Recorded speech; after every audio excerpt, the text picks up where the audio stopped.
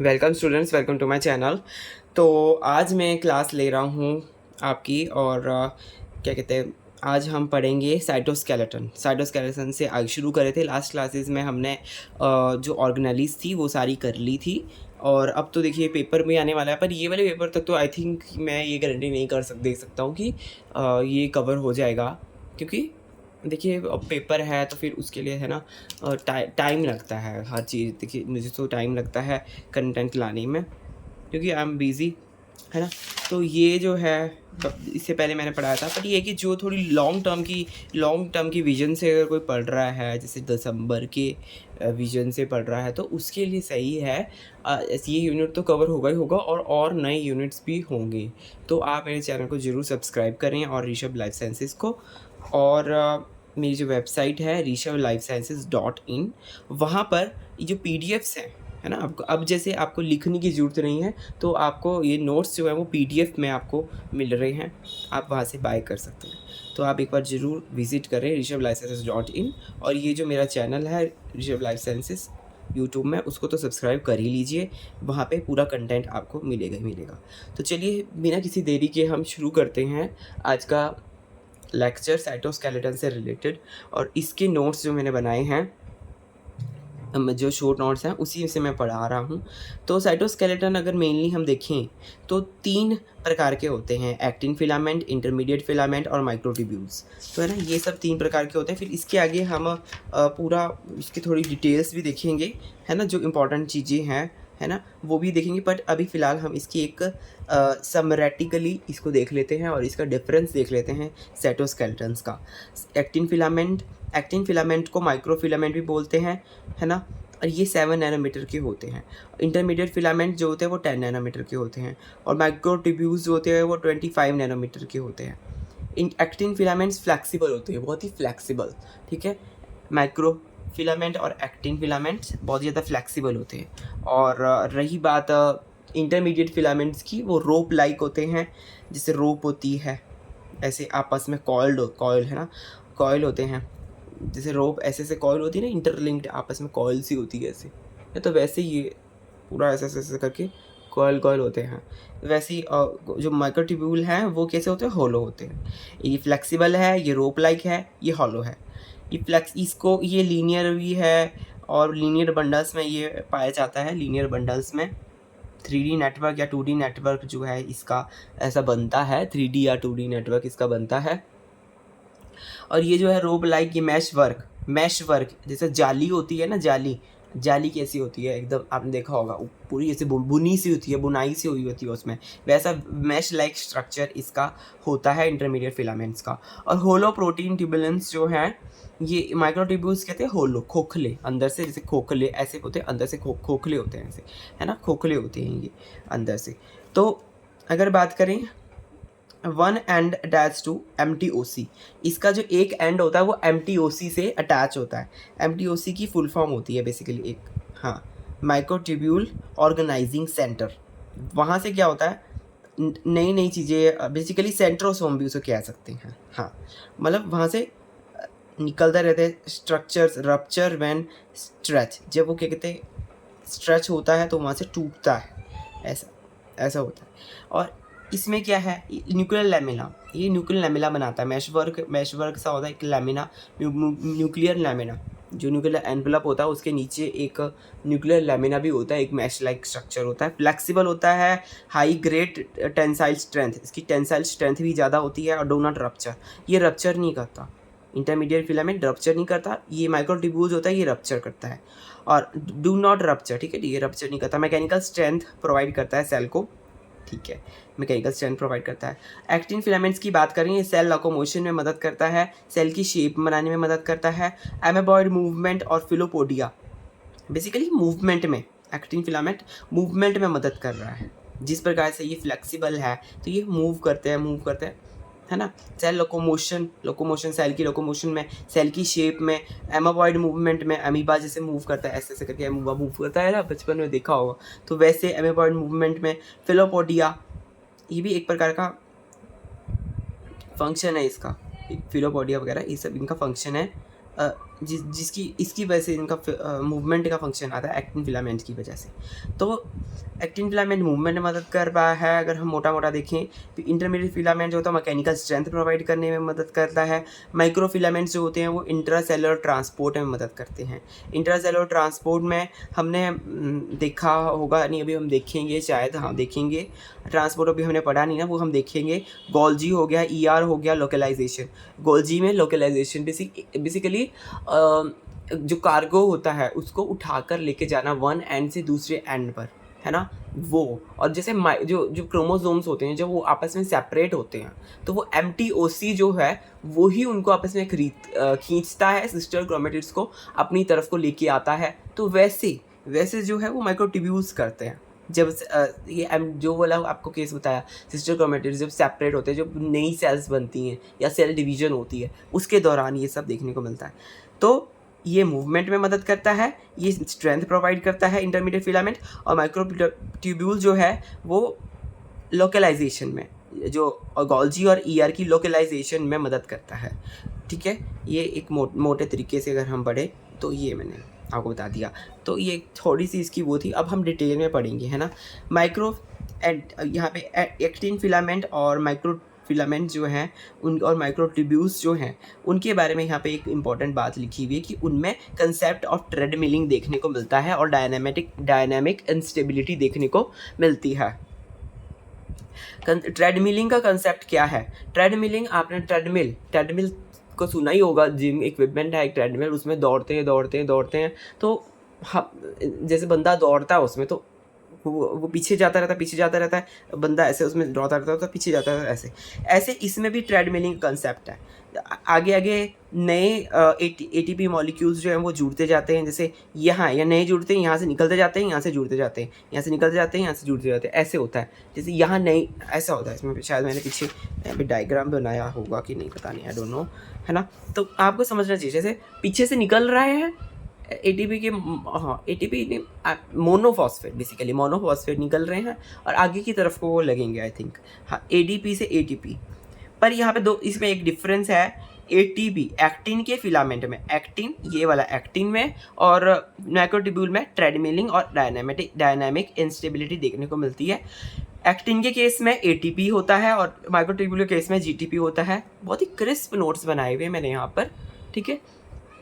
और ये जैसे जो मेरी फंडामेंटल बुक्स होती हैं वहाँ से मैंने ये थोड़ा बहुत लिया है ना, वहाँ से लिया है। उसकी भी बातें मैंने यहाँ पे लिखी हैं जो कि बहुत ही कंसेप्ट में को हिसाब से देखते हुए ताकि क्लियर हो जाए अच्छे से और याद रहे। डिफरेंस के बेसिस पर मैंने यहाँ पे सब कुछ लिखा है ताकि याद भी रहे जब हम पढ़ने बैठें, हम इसको रिवाइज करने बैठें, बट है ना, तो उसको याद रहे। बट ये होता है कि इतना सब लिखने की आपको देखो ज़रूरत है नहीं। तो वो सारा नोट्स आपको जो है वो rishabhlifesciences.in में मिल सकता है। अगर आप बाय करेंगे तो आपको डेफिनेटली मिल जाएगा। And I am working on other units also, हाँ उसके भी मैं नोट्स में बना रहा हूँ, तो which I will upload and you will definitely got to know about that. And आप उसको फिर बाय भी कर सकते हैं बाद में। अभी फ़िलहाल अभी आप यहाँ पे देखें, अभी जो मैं पढ़ रहे हैं अभी वो उस पर ध्यान देते हैं, चलो, है ना। GTP से GDP क्या कहते हैं, GTP से GDP जो है वो माइक्रोट्यूब्यूल में होता है, ATP से ADP में एक्टिन फिलामेंट में होता है। ये तो पता चल गया। डायनामिक इंस्टेबिलिटी का मतलब क्या है? Rapid switch from growth through shrinkage. इसका यही है कि रैपिड स्विच, एक जगह पे ग्रोथ हो रही है, मान लीजिए इस एंड में ग्रोथ हो रही है और इस एंड पे क्या हो रहा है, श्रिंकेज हो रही है, यहाँ से निकल रहा है ना। जैसे टूटते हैं, जब ATP से ADP टूट रहा है तो ADP की फॉर्म वो निकल रही है, फिर दोबारा से वो यहाँ पे ATP है ना, ATP बन के जुड़ रहा है। यहाँ से ADP की फॉर्म में निकल रहा है तो यहाँ से जुड़ रहा है, ऐसे ऐसे होती रहती है। तो यहाँ से टूटना और यहाँ से श्रिंकेज और ग्रोथ, इसको बोलते हैं डायनामिक इंस्टेबिलिटी। ऐसा नहीं कि टूट ही रहा बन भी रहा है, तो उसको डायनामिक इंस्टेबिलिटी बोलते हैं। और एक प्रकार से ट्रेडमिलिंग हो गई, है ना, यहाँ से, हाँ जो चीज़ पहले टूटी वही चीज़ दोबारा लगी। ट्रेडमिल में भी तो ऐसे होता है, जो ऐसे जो पट्टी सी होती है वैसे आगे जाती है, दोबारा से सर्कल के तौर पे वो आती रहती है आगे। तो ग्रोथ और श्रिंकेज का यहाँ पे जो रैपिड स्विच है उसको ग्रोथ और उसको क्या बोला गया, डायनामिक इंस्टेबिलिटी बोला गया। At at positive end of microtubule, positive end जो माइक्रोट्यूब्यूल का पॉजिटिव एंड है वहाँ पर देखने को मिलता है ट्रेडमिलिंग। और पॉजिटिव एंड में क्या होता है, पॉजिटिव एंड में ट्रेडमिलिंग में पॉजिटिव एंड में गेन फास्टर होता है और लूज जो है नेगेटिव एंड में धीरे से होता है। मतलब ट्रेडमिलिंग में गेन जो है फास्टर होगा और लूज जो होगा वो धीरे होगा, ऐसा देखने को मिलता है। ठीक है, अब हम आगे देखते हैं, थोड़ा सा और इसकी गहराई में जाते हैं, क्या यहाँ पे बात हो रही है।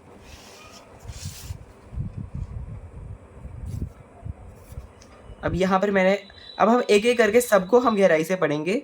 हाँ, सबको जो भी मैंने यहाँ पे ये आपको पढ़ा रहा हूँ, एक्टिन फिलामेंट, माइक्रोट्यूब्यूल जो भी हैं। एक्टिन फिलामेंट पहले हम पढ़ेंगे, फिर उसके बाद हम इंटरमीडिएट फिलामेंट पढ़ेंगे। इसके इंपॉर्टेंट पॉइंट्स पहले हम एक्टिन फिलामेंट के इंपॉर्टेंट पॉइंट्स देखते हैं, तीनों के पढ़ेंगे। पहले हम एक्टिन से शुरू करते हैं, तो जल्दी से सब्सक्राइब कर लीजिए, है ना, और किसी औरों को भी भेजिए और बढ़ाएं। फ्री कंटेंट अभी अवेलेबल है मेरे चैनल पर, because I want to reach new peoples and so that they will subscribe to my channel richer life sciences, और ताकि फिर मेरे चैनल भी बूस्ट हो, कुछ ग्रोथ हो, है ना। That's the reason. जो अभी कंटेंट है वो बिल्कुल ही फ्री है, तो ऑब्वियसली टाइम बाउंड है ना, हमेशा के लिए। I think, I don't know कि फ्री रहेगा कि नहीं रहेगा, है ना। वो definitely I will tell you in future, है ना। वो तो अभी बात की बात है, उसके ऊपर ज़्यादा फोकस नहीं करें। अभी आपको ये होना चाहिए कि आपको शेयर करना चाहिए, क्योंकि नए लोग जैसे जुड़ते हैं, है ना, हर कोई नए लोग जुड़ते हैं, तो वो शेयर करेंगे तो फिर देखिए बढ़ेगा, चैनल बढ़ेगा और मुझे भी मोटिवेशन मिलेगा और अच्छे तरीके से कंटेंट बनाने का, और फ्री में आपको देखिए लेक्चर जो है वो अवेलेबल करवाने का। तो चलिए अब आगे पढ़ते हैं, इंपॉर्टेंट पॉइंट्स देखते हैं एक्टिन और माइक्रोफिलामेंट्स के बारे में। इंपॉर्टेंट पॉइंट्स क्या है इसके, तो चलिए यहाँ पे कुछ चीज़ें मैंने लिखी हुई हैं, जैसे थाइमोसिन हो गया, प्रोफिलिन हो गया, और ये क्या करते हैं, थाइमोसिन, प्रोफिलिन, साइटोचैलाजिन, लैंट्राक्यूलिन। साइटोचैलाजिन एक ड्रग होती है एक प्रकार की, ये तो आपने सुना भी होगा। तो ये क्या करती हैं, है ना, तो ये प्रिवेंट करते हैं एक्टिन के पॉलीमराइजेशन। पॉलीमराइजेशन का मतलब बढ़ना, पॉलीमर का मतलब ही होता है थोड़ा, बेसिकली मोनोमर क्या होता है, एक ही सब यूनिट, जब मोनोमर काफ़ी सारे आपस में जुड़ते हो वो पॉलीमर बनते हैं। तो पॉलीमराइजेशन का मतलब काफ़ी सारी यूनिट्स का आपस में कनेक्ट होना, तो वो पॉलीमराइजेशन को प्रिवेंट कौन कौन करते हैं, वो ये मैंने यहाँ पे लिखे हुए हैं। एक थाइमोसिन हो गया, प्रोफिलिन हो गया, साइटोचैलाजिन हो गया, लैंट्राक्यूलिन हो गया, ये सारे क्या करते हैं, प्रिवेंट करते हैं एक्टिन पॉलीमराइजेशन को। ये क्वेश्चंस जो हैं, ये क्वेश्चंस भी इसमें बन जाते हैं, जैसे मैच द फॉलोइंग क्वेश्चन और स्टेटमेंट वाले क्वेश्चंस, है ना, वो सब ये डाटा से बनते हैं, बने भी हुए हैं प्रीवियसली और भी बनते ही रहते हैं। पर हमें फोकस करना चाहिए जितना हो सके उनको लर्न करने का, तो इनको आप याद कर लीजिए।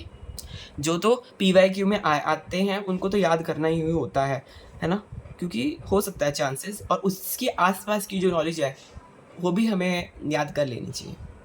तो इसलिए ये थोड़ा एक्स्ट्रा है जो मैंने लिखी हुई है पॉइंट्स। जैसे फ्लोइडिन क्या करता है, स्टेबलाइज करता है अगेंस्ट डीपॉलीमराइजेशन। मतलब कि डीपॉलीमराइजेशन को, मतलब कि वो एक प्रकार से पॉलीमराइजेशन करवा रहा है। फॉलोडिन भी पॉजिटिव रेगुलेटर हो गया। ये फॉर्मेडिन और ARP ये भी प्रमोट कर रहे हैं पॉलीमराइजेशन को, ठीक है, पॉलीमराइजेशन को प्रमोट कर रहे हैं। ये स्टेबलाइज कर रहा है, स्टेबलाइज मतलब उसको होने के लिए उसको बढ़ा रहा है। स्टेबिलिटी का मतलब वो है कि बढ़ाना और एक ऐसा एनवायरनमेंट देना जिसकी वजह से वो बढ़े, ठीक है, वो बढ़े। प्रमोट का मतलब कि उसके बिना तो देखिए काम चलेगा। जैसे फॉर्मिन और ARP है, ARP की फुल फॉर्म है एक्टिन रिलेटेड प्रोटीन्स, ठीक है। तो ये क्या करते हैं, प्रमोट करते हैं एक्टिन पॉलीमराइजेशन को, एक्टिन की पॉलीमराइजेशन को ये प्रमोट करते हैं, ठीक है। हाँ ठीक है, फॉर्म फिलोपोडिया एंड लेमिलोपोडिया रिस्पेक्टिवली। तो ARP और फॉर्मिन जो है ये फिलोपोडिया और लेमिलोपोडिया भी बनाते हैं। बेसिकली मूवमेंट में इनका काम है।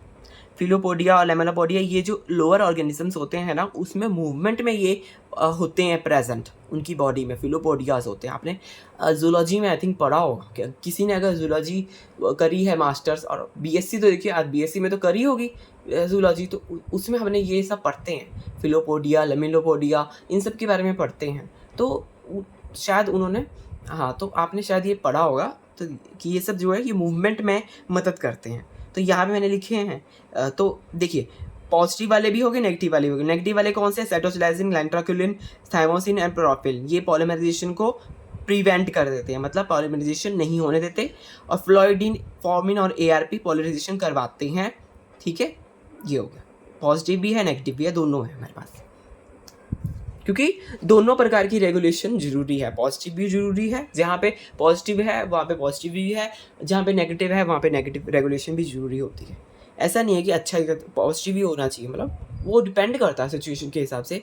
कहीं पे नेगेटिव वे में भी देखिए यहाँ पे प्रिवेंट करना भी ज़रूरी है, कभी कभी प्रोसेस को प्रिवेंट करना भी ज़रूरी है, इसलिए वो वाले भी यहाँ पे प्रेजेंट है। ये बात है, ऐसा नहीं है कि प्रिवेंट करना गलत है, ऐसा नहीं होता। प्रिवेंट करना भी ज़रूरी होता है, वो रेगुलेशन का पार्ट है। जीन रेगुलेशन में हम पढ़ते हैं इस बात को। जब हम जीन रेगुलेशन पढ़ेंगे, आई थिंक हमने पढ़ा था जीन रेगुलेशन, उसमें मोलेकुलर बायोलॉजी में, मोलेकुलर बायोलॉजी में पढ़ा था। एक्टिन और किसी ने जैसे वो वाले यूनिट्स नहीं करे हैं, मोलेकुलर बायोलॉजी हो गया, हाँ, और भी यूनिट्स करवाए हुए हैं मैंने अपने चैनल में, प्लांट फिजियोलॉजी। तो ये सब यूनिट्स और बायोकेमिस्ट्री का भी मैंने पोर्शन करवाया है, जो कि आप पढ़ेंगे तो आपकी स्कोर देखिए बढ़ सकता है ना। और माइक्रो जो है, और क्या पढ़ाया था मैंने, हाँ, तो ये सब मैंने आई थिंक अब तक पढ़ाया है।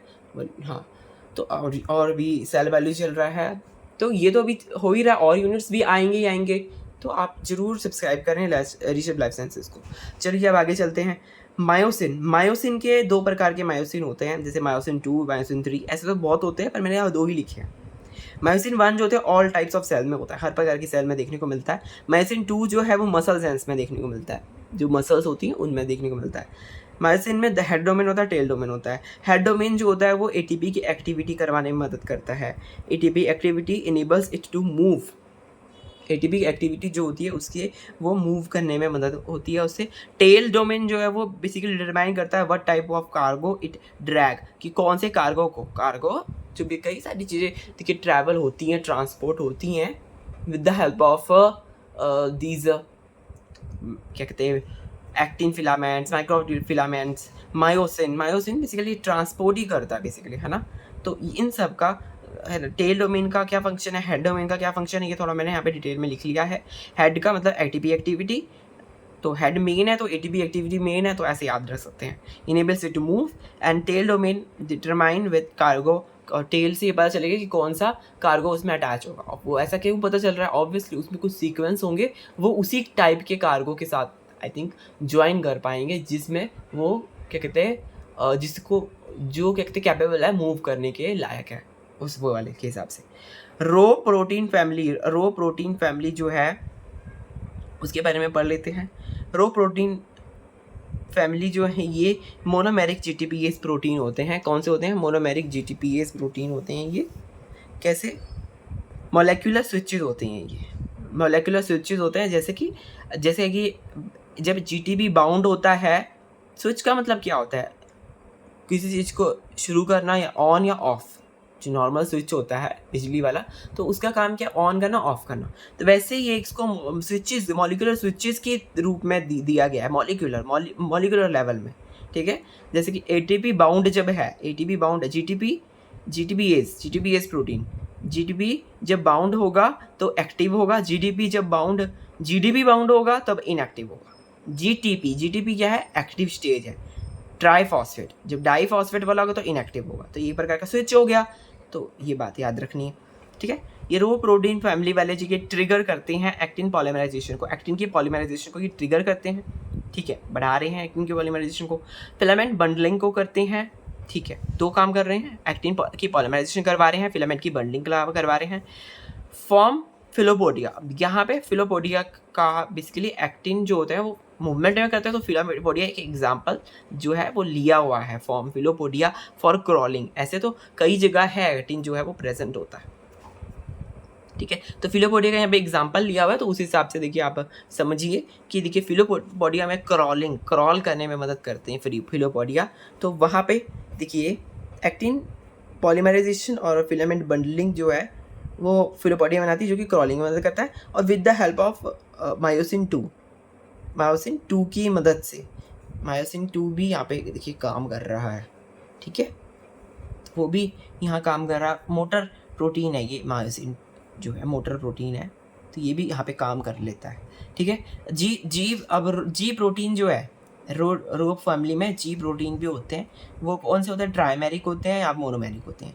ट्राइमेरिक में अल्फा बीटा गामा, मोनोमेरिक में होते हैं रैस रैन रैप। ये सारे जो यहाँ पे मैंने लिखी हुई है चार्ट, ये हम सेल सिग्नलिंग जो चैप्टर है ना उसमें हम इनके बारे में पढ़ेंगे। जी प्रोटीन RTK बेसिकली है ना, RTK वाला पूरा पाथवे जो होता है वो सब पढ़ते हैं ना, तो उसमें ये सब आता है, ठीक है। तब की बात तब देखेंगे इसको।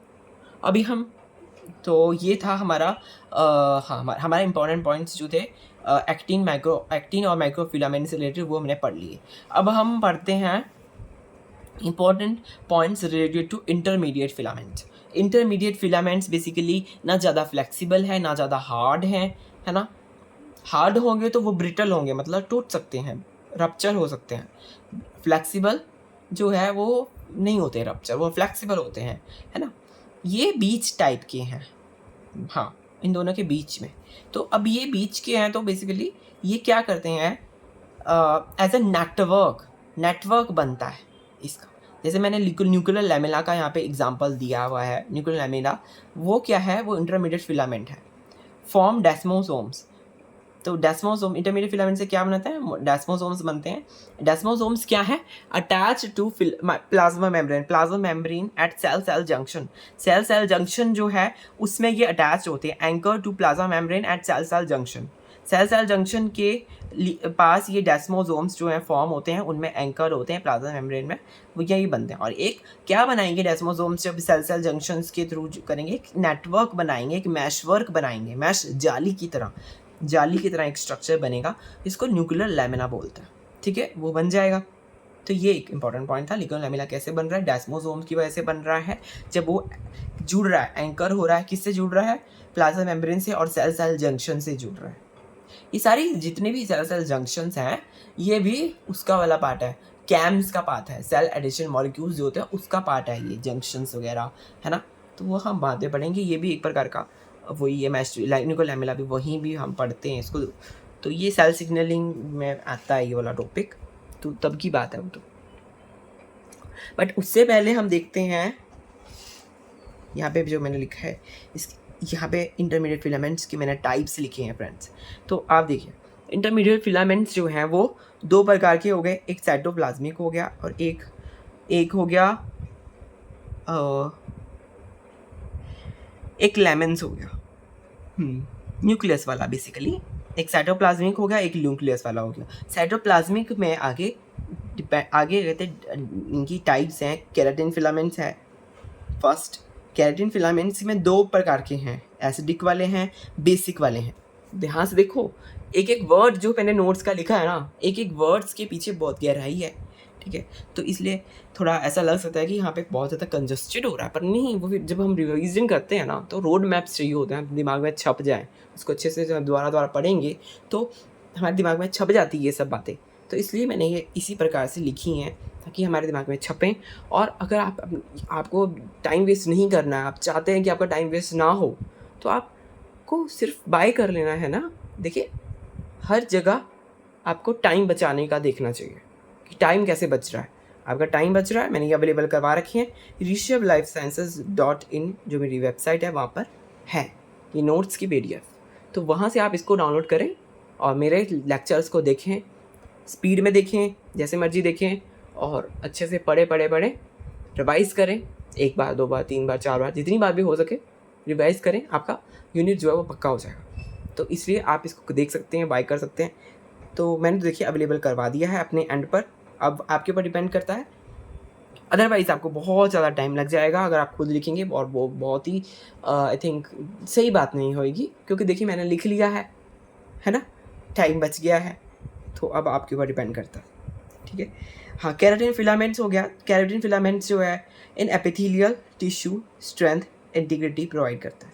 एपिथेलियल में टिश्यू स्ट्रेंथ की इंटीग्रिटी को प्रोवाइड करते हैं केराटिन फिलामेंट्स। केराटिन तो हमने सुना भी होगा, बालों किससे रिलेटेड होता है केराटिन स्मूदनिंग वगैरह कराते हैं लोग, तो उससे बालों से रिलेटेड आएगी। एसिडिक, बेसिक, तो ये बेसिकली टिश्यू की स्ट्रेंथ को प्रोवाइड करते हैं एक्टिन फिलामेंट्स जो होता है। डेसिमिन विमेंटिन, ये क्या है? डेसिमिन विमेंटिन मसल ग्लियल सेल्स मेसेनकाइमल, जो मसल ग्लियल मेसेनकाइमल सेल्स होती हैं उसमें डेसिमिन और विमेंटिन होता है। सार्कोमेरिक ऑर्गेनाइजेशन इसमें देखने को मिलती है। कुछ कुछ पॉइंट्स मैंने यहाँ पे लिखे हुए हैं, ठीक है, तो आप उस हिसाब से देखना। सार्कोमेरिक ऑर्गेनाइजेशन ये हमने मसल्स वाले चैप्टर्स में बचपन में, मुझे याद, आई थिंक याद है, मुझे थिंक जूलॉजी में हाँ पढ़ा होगा, ये पढ़ा है सार्कोप्लाज्मिक क्या होता है, ऑर्गेनाइजेशन क्या होती है, ठीक है, तो वही यहाँ पे लिखा है। न्यूरोफिलामेंट्स न्यूरॉन्स में प्रेजेंट होते हैं। एक्सॉन हो गया, एक्सॉन ऑर्गेनाइजेशन। न्यूरॉन फिलामेंट्स में न्यूरॉन्स जो है वो लैमिन हो, LMN, ये प्रकार की LMN न्यूरोन्स हैं, इन प्रकार के। Nestin in neuron is axon, तो ये भी है नेस्टिन। बस कई कई चीज़ें मैंने बीच में लिखी हुई हैं। और एक जो न्यूक्लियसेस, ये तो साइटोप्लाज्मिक थे, बस आपको ऊपर ऊपर ओवर के न्यूरोफिलामेंट न्यूरॉन्स में प्रेजेंट है। डेसिमिन विमेंटिन जो है वो मसल ग्लियल सेल्स में से हैं। और keratin epithelial tissue strength indicator provide करते हैं। तो ये ऊपर ऊपर से होनी चाहिए इतनी नॉलेज, ज़्यादा डीप जाने की जरूरत नहीं है इसमें। तो हाँ, इतनी आपको इन्फॉर्मेशन होनी चाहिए। अब हम देखते हैं, ये था साइटोप्लाज्मिक। न्यूक्लियस का कौन सा है? न्यूक्लियस वाले हैं लेमिन्स जो हैं वो न्यूक्लियस वाले हैं। न्यूक्लियर स्ट्रक्चर एंड ऑर्गेनाइजेशन ये करते हैं, न्यूक्लियर की स्ट्रक्चर बनाते हैं और उनकी ऑर्गेनाइजेशन करते हैं, जो न्यूक्लियस का स्ट्रक्चर होता है। काइनेसिस हो गया, फॉस्फेटेसिस हो गया। काइनेसिस क्या करता है? काइनेसिस फॉस्फेटेस से ब्रेक करवाता है न्यूक्लियर एनवेलप को। काइनेसिस फॉस्फेटेस के थ्रू, फॉस्फोरेटेज अलग है, सॉरी, ये फॉस्फोराइलेशन से ब्रेक करवा रहे हैं न्यूक्लियर एनवेलप को। और फॉस्फेटेजेस जो है वो रीअसेंबली करवा रहे हैं। एजेस का मतलब हो गया जोड़ना, तो रीअसेंबली करवा रहे हैं न्यूक्लियर एनवेलप को। काइनेसिस जो है वो उसको फॉस्फोराइलाइज करवा के उस न्यूक्लियर एनवेलप को तोड़ते हैं, काइनेसिस। ये याद रखने वाली बात है इसमें, ठीक है। तो जो याद रखने वाली बात है वही मैंने यहाँ पे लिखी है, ठीक है। तो वो क्या कहते हैं, क्या करते हैं, काइनेसिस क्या करते हैं, न्यूक्लियर एनवेलप को तोड़ रहे हैं। अब न्यूक्लियर एनवेलप टूट गया तो बनना भी तो चाहिए दोबारा, है ना। तो वो काम कौन करता है? फॉस्फेटेसिस क्या कहते हैं, रीअसेंबली करवाते हैं न्यूक्लियर एनवेलप की। तो ये था, आई थिंक, हाँ और भी मैंने लिखा है क्या, लेट मी सी। नो, हाँ अभी फ़िलहाल हम इतना ही पढ़ेंगे इंटरमीडिएट फिलामेंट्स के बारे में। जो इंपॉर्टेंट पॉइंट्स थे वो मैंने लिख लिए। तो हमने आज की क्लास में, अब नेक्स्ट क्लास में हम माइक्रोट्यूब्यूल के इंटरफिलामेंट पढ़ेंगे। और भी काफ़ी सारी चीज़ें मैंने यहाँ पे बनाई हुई हैं, वो सब देखेंगे नेक्स्ट क्लास में। हमारा जो ये हमारा वाला टॉपिक है साइटोस्केलेटन, ये हमारा कवर अप हो जाएगा, है ना। और अच्छे से जो भी मैंने आपको इसमें लिखा हुआ है, मतलब शॉर्ट नोट्स के हिसाब से वो हो जाएगा। तो आप ज़रूर ये कहते देखें।